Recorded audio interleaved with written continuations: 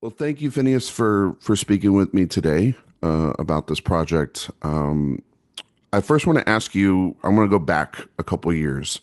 You've talked about your first interaction with meeting Alfonso at a concert with you and Billie, and potentially, from what I read and what I heard, is that you were a little nervous about meeting him because of your connection with Harry Potter and the Prisoner of Azkaban and Children of Men in his filmography.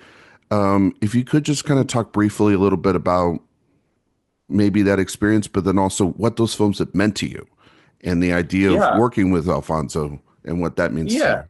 I think I wasn't, I don't know if I would say I was nervous as much as I was like, I really have such a respect for what he does. And also, I think, especially at the time, Billy was not an incredibly well-known artist. I certainly, as a result of that, was not a well-known producer. So I think I was like cautious about freaking him out, considering the fact that like I to compare, I've since had many lovely interactions with Chris Rock, but the first time I met Chris Rock was at Gov Ball and he brought his daughter and I was like, "Nice to meet you." And he was like, "I don't know who you are, but my daughter loves you." Anyway, and it like I think I always come at shit like that way where I'm like Alfonso had brought Boo to the show, and I was like, oh, like he might not have any idea. He might have never heard our music. Like I actually say in my shows every night, like anybody here who like has no idea who I am, and they just came because their daughter is a fan or whatever. Anyway, so the fact that he knew uh about our music and was like a fan and an appreciator, and then was down to talk shop with me and you know um send me playlists and let me send him playlists and stuff. It was such a warm gesture. I feel very grateful for that. During that time, during the pandemic, you, like you said, you were sharing playlists back and forth for yourself. I know that, you know a ton about music and everything, but when he sent you playlists back, were there artists that you were like, oh my God, this is incredible. Why have I never heard this before? Was there like a something now that's like potentially in your rotation and listening that was a result of Alfonso's recommendation? Let me, if you're cool with it, Yeah, pop. You'll lose my face for 1 second, but I'll go to my library and I'll read you yeah, some names. that's fine. Let's see. Playlists.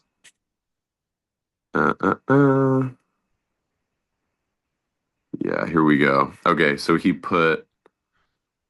had some James Blake on there. He had the James Blake songs he had were Our Love Comes Back and I Never Learned to Share. He had 2 Weeks by FKA Twigs. He had Roots Manuva. He had Roomful of Teeth. He had Subtract and Little Dragon, and he had Ben Frost, which is pretty, I don't know, pretty hip with it, especially like, 2018, pretty hip with it. I mean, Twigs was already very popular and amazing, but like, I don't know, it's just impressed with his kind of contemporary appetite for music. And I'll give me 1 second. I will read you some songs I sent to him. Here we go. Uh, I sent him Creeks by Bonnie Vare, Smoke Signals by Phoebe Bridgers. I sent him Partition by Beyonce. I sent him Pony Boy by Sophie, which was his favorite, which shows you how goated his music taste is, because Sophie's genius. And so yeah, it was just a very fun. I think like you should like I'm a real admirer of his, and I wasn't trying to impress him. I was just trying to send him music that I was really enjoying at the time. So I think that's like the key to a relationship like that. It's just being like, yeah, I am who I am, and they'll think this is cool or they'll think it's lame, and I'll just kind of roll with it. You know what I mean?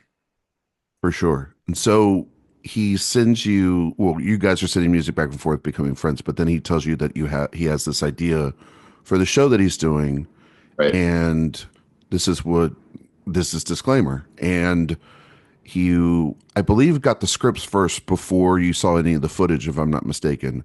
I made him And send me the script. Yeah, I was like, I have to read the scripts, and he was like, "Well, okay," but he was like, I don't really send people scripts mostly," and he was like, "I didn't even send the actors scripts when I did Roma ever." He was like, "I just gave them like the sides for the day." which is insane, but that movie is amazing, so it clearly worked. So I read the scripts and I thought they were amazing, real page turners. And then got to go to set, visit him on set, meet Kate, I got to meet Kevin Kline.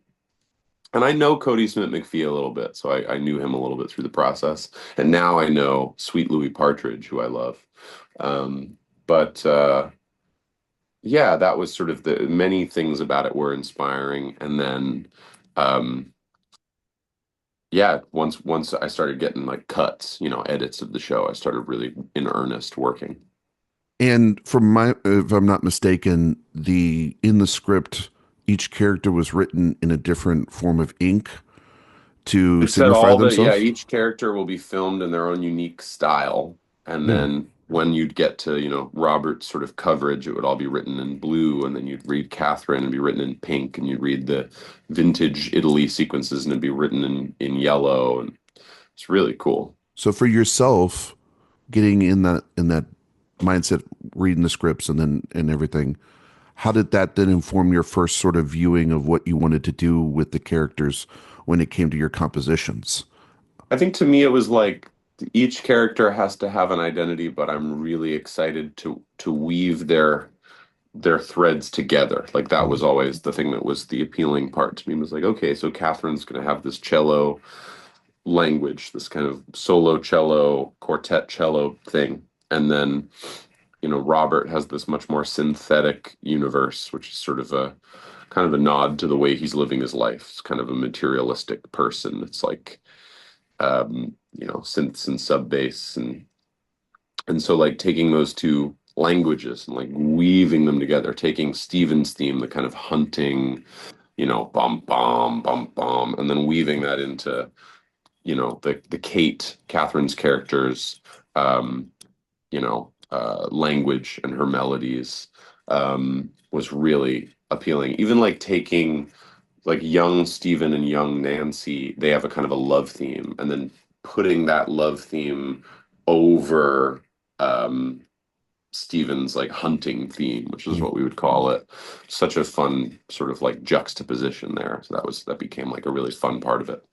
No, I thought the use of music from track to track and sort of the duality of how you could have a song represented as one way and then by the end of the series it's a totally different feeling, and that's obviously the ride that we're going on as an audience. And it's sort of about, it's about judgments and secrets, but then those unknown truths that sort of unravel as you go. So for yourself, if you could just talk about guiding the audience through that without hinting at secrets, with the music as well, because music can be such a formative insight for an audience ahead of time to reveals or to anything of malice. Like, when you think of like a horror movie, for example, if the turns happening in the first 20 minutes, then like, oh, you're going to see this coming. So how do you balance that as you're creating the music for the audience's viewing? Alfonso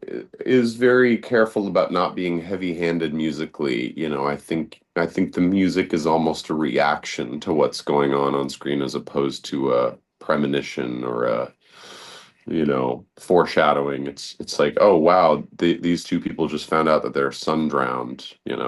How would that sound if you just heard that? This person is trying to get to the hospital to save their son.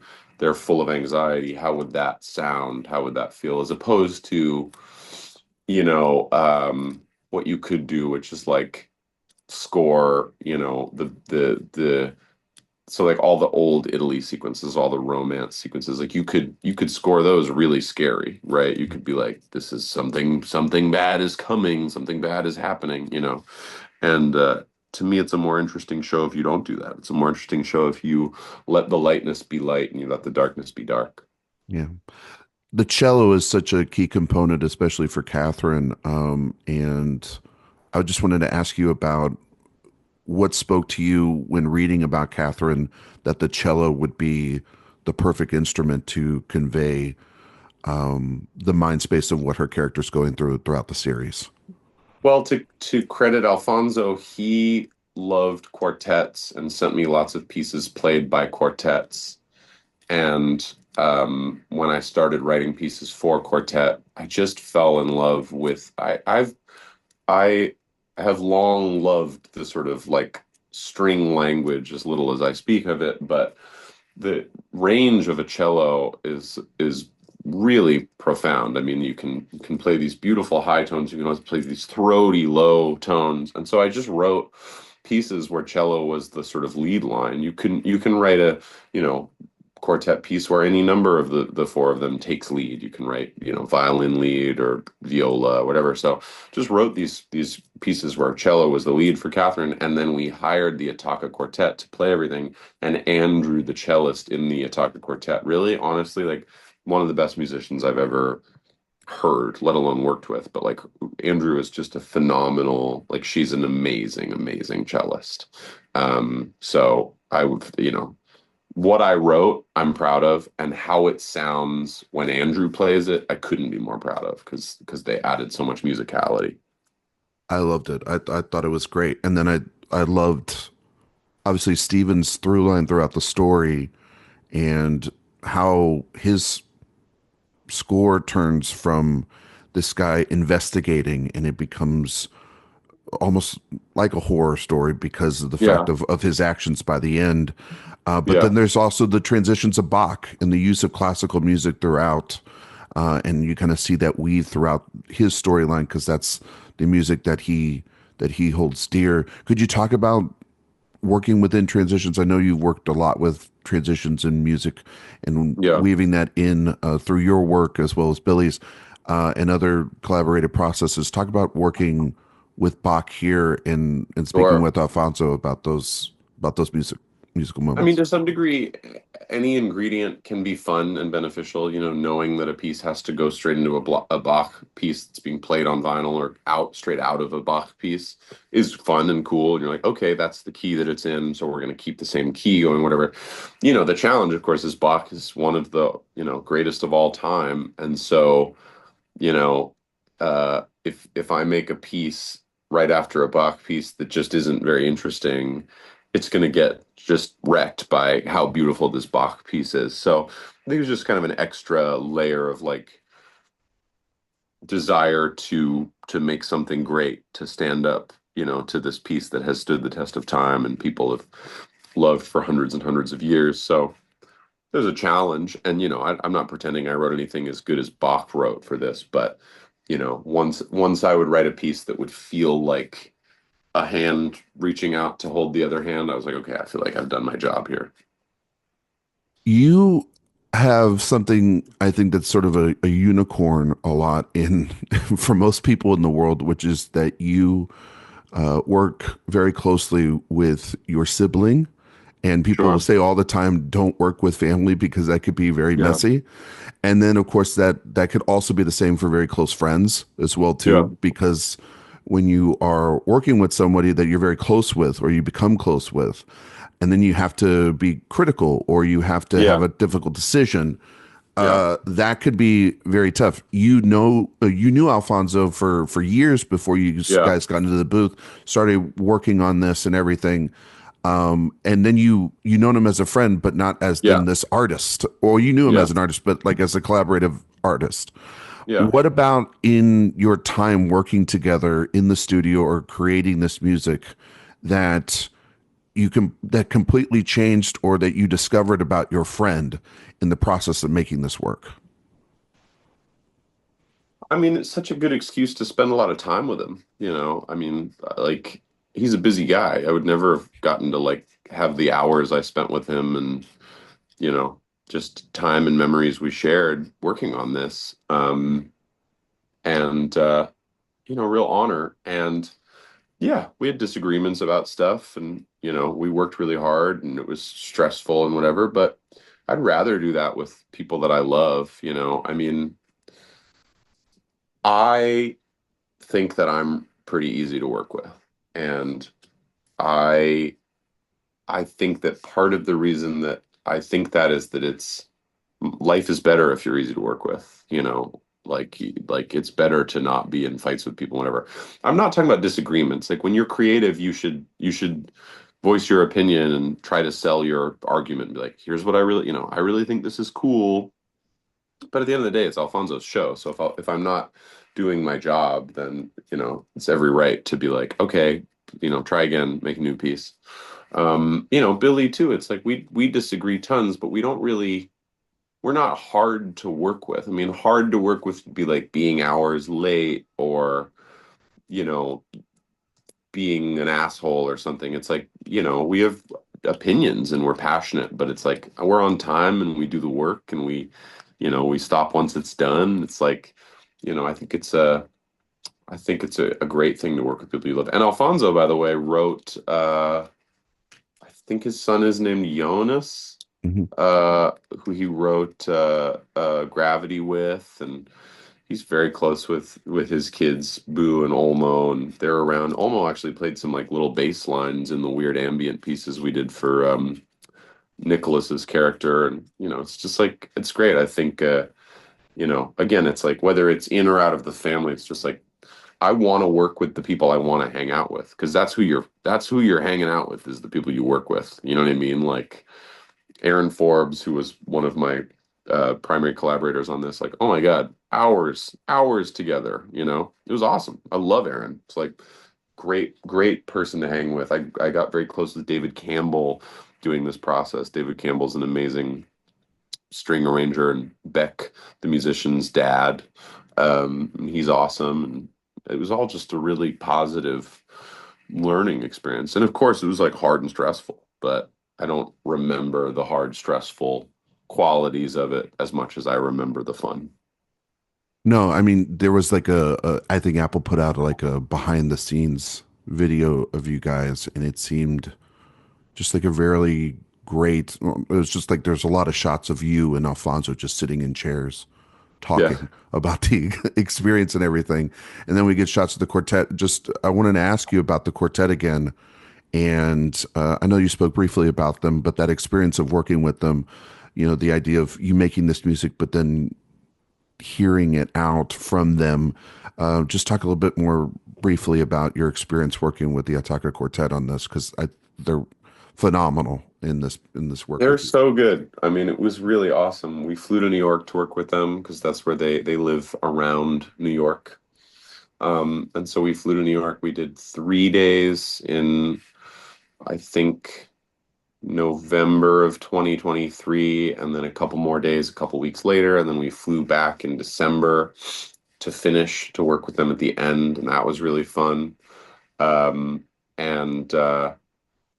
Yeah, it was awesome. I mean, it was like, it was really fun. They're so talented and they're funny and they play together and work together all the time. So it was cool to hear all their stories of working on these projects and doing these concerts and these tours. And, it was a really awesome experience. I really came away from the whole thing just like feeling very lucky. And then, of course, we liked their work so much that I asked them to do the string overtures on Billie's album. So I'd written these string parts for Billie's album, and I was like, oh my God, that if I could have the Attacca Quartet do that, that would be fantastic. So that was a great experience too.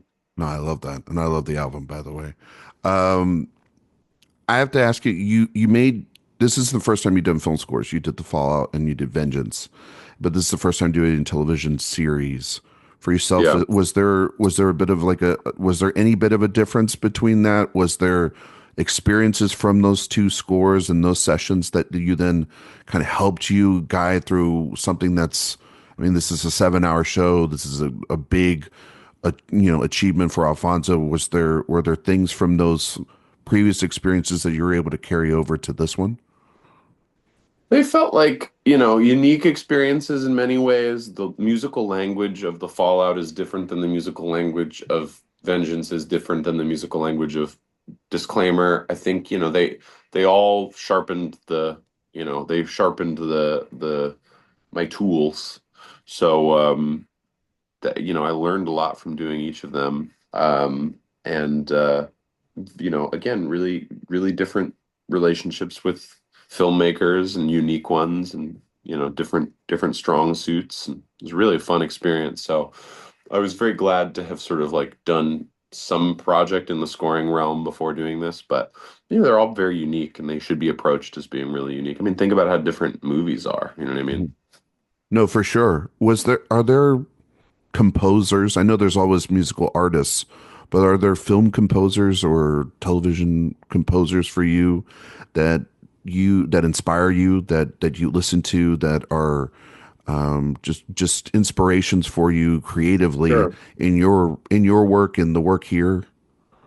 I don't know about the work here, but composers that I'm very impressed by. I love the music in White Lotus. I think Cristobal Tapia de Veer did an amazing job with that show. I love Nicholas Britell's work on Succession and Andor. I'm forgetting his name, but the guy who does Westworld and Game of Thrones, Mhm. amazing composer.